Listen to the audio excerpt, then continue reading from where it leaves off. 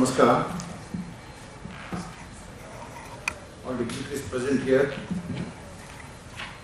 I wonder which language I should be speaking in. Many spoke in English, one spoke in Kannada. When we talk about temple and culture, language is also a part of our culture, so we should not lose sight of that. Anyway, as far as everybody understands one language and that is common to all, it's fine. As far as my connection with temple is concerned, I am not a temple goer, but my limitation is I am a PTA member of a school run by a temple. I reside in the vicinity, in the neighboring village of Katil Temple. There is a school run by Katil Temple. My daughter is a student there. You may wonder whether Katil has an English medium school. No, it is not English medium school, it is a Kannada medium school. My daughter is studying there. So in spite of it, Kannada medium school, the rush is so much. There are 3 divisions in 8th, 9th and 10th. And 10th, even they create 4th division sometimes. They accommodate some weaker students. And there is demand for 4th division which they have registered so far. Though all schools around, there are many other schools. They are on the brink of closure because of shortage of students. While this school run by Katil Temple is full of students and there is more demand for accommodation. So it shows it is well managed. So as a PTA member, I realized they need some funds for school improvement or something like that. Temple has enough income, but it has to go to the area assistant commissioner for sanction. And whether he sanctions or not, it's a different matter. If there was a local body there, they could run it easily. So now, talking about church management, how the churches are managed, because I am a member of the church.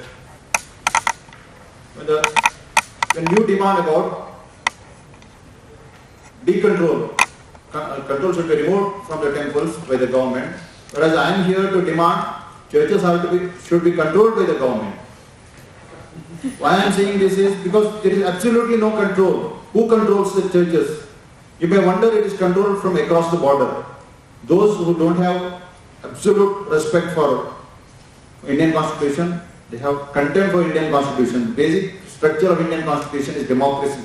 And church proudly proclaims we are not democratic, we are hierarchical. They proudly say that. And democracy they mock by saying it's horse trading. So I was a member in many committees. I was a member in the Parish Pastoral Council, member of the Finance Committee. And then all these committees are limited as long as you have sympathy or goodwill of the big boss, the bishop. The rules of the church are framed by the bishop. He frames the rules, how it should be governed. In a democracy, we have such a system.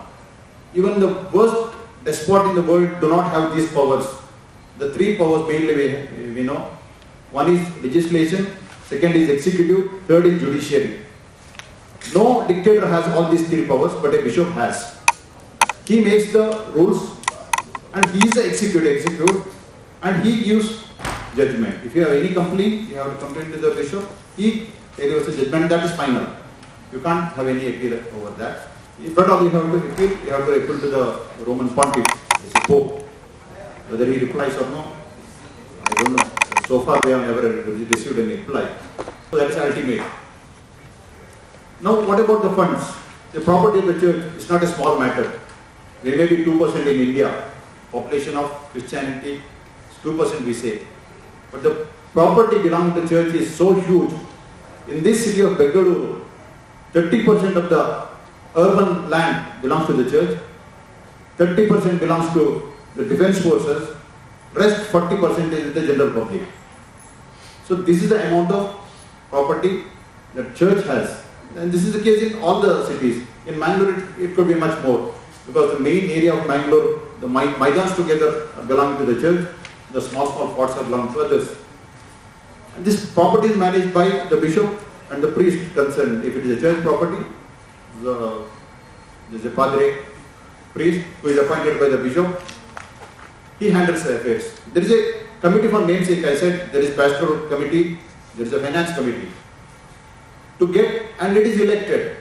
But there are conditions, preconditions. To get elected to that body, there are conditions. You should be so, and so. You should be fit in all ways. If at all at any point of time you have gone against the clergy to the court or the police station, you are unfit to be a member. To that extent. That means if you find some theft happening by the clergy, and if you complain to the police station, then for a lifetime you can't be a member of the committee. So this is the fun. And this system we have in a democratic system of India. And this has continued for 67 long years. I don't know what stops the government of India from stopping this. Because this money, I talked about the property, it's a huge property. Even the money collection is not a small amount. People say money come from across the border for proselytization. What about the locally generated money? It's not a small amount. It's in crores. And who is accountable? Nobody is accountable. It could be even used for anti-national activities also. I have my own doubts.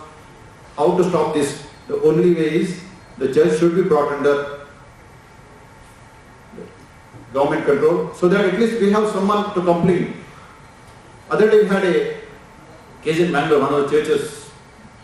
One priest who was there for 7 years looted the money to the extent of, means what they found is to the extent of 5 crores, unaccounted to be much more by manipulating the vouchers and all.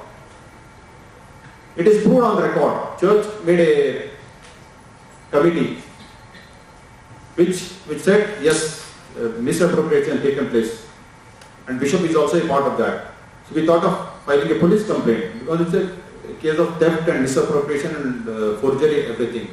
Police are reluctant to file a FIR. They have taken the complaint. We said we are investigating. I don't know what they are doing. There is no FIR taking place. The inspector, investigating officer we met, he says you complain to the bishop. I said bishop is involved. Then complain to the archbishop. Then complain to the pope. The authority under the constitution of India is talking like this because our system is such. So where do we go? What to do? Now the property of the church is so much. It doesn't come to the community. Community is not enjoying this property. Neither are we the beneficiaries of it. We have to give. We have to donate. Keep donating. Don't ask for the share, don't ask for the accounts. So this is the whole system.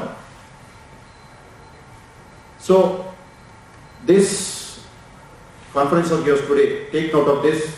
It will be a very good part. And second thing, this bishop I said, as long as he is Indian bishop, it's again, okay, he may be Indian citizen, but who appoints him? The Roman pontiff again is appointing him.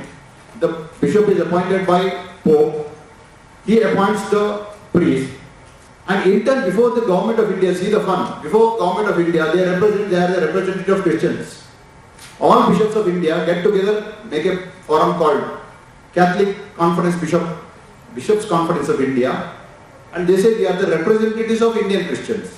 Whereas they have been appointed by Roman Pontiff. They have not been elected by us, neither are they our representatives in any way.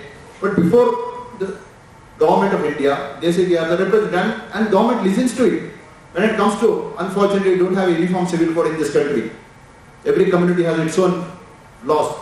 So as long as Christian laws are concerned, when they want to change the laws or something like that, who has to recommend? It should come from CBCI, Catholic Bishops Conference of India. If I and any other group of people go and tell the government, say you are not authorized. So we are not authorized citizens. The Bishops Conference is authorized to give any suggestions, and only those suggestions are passed by the parliament. Whereas these bishops are not elected by us, in no way they are our representatives. So this system has to change, I believe. And also, taking control of the entire property and money is very, very essential so that our community should benefit, and also it shouldn't be misused and abused for any other bad purposes. Thank you.